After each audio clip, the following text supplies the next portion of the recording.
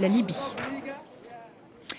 À un an de l'élection présidentielle, la 10e marche mondiale pour réclamer la dépénalisation de la consommation de cannabis a eu lieu, précisément dans plusieurs villes de France. Le collectif qui organise cette manifestation revendique une réforme de la politique des drogues pour en finir, je les cite, avec les dealers. Cécile Laronce, Alban Lucien.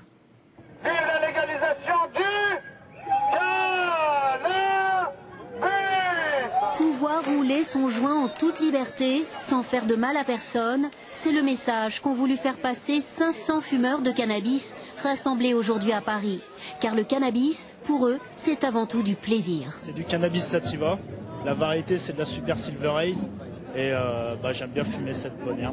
Place de la Bastille, ils étaient plusieurs centaines, mais en France, il y aurait près de 4 millions de consommateurs de cannabis. Leur hantise, 1 an de prison. C'est la peine maximale encourue pour usage de drogue. Ce que nous voudrions, c'est qu'il y ait un véritable débat autour de la place du cannabis.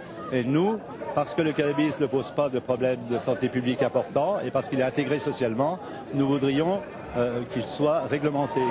Un marché régulé du cannabis pour couper l'herbe sous le pied des trafiquants de drogue. La fin de la prohibition permettrait l'arrêt des poursuites pour les consommateurs. Un avis partagé par les associations de lutte contre le sida.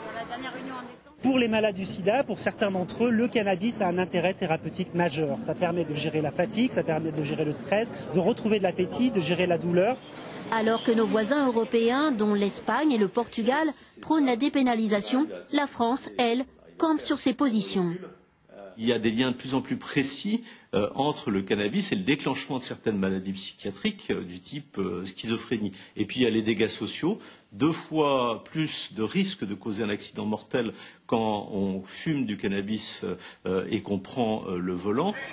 Ces fumeurs comptent bien faire du cannabis un thème majeur de la campagne présidentielle de 2012.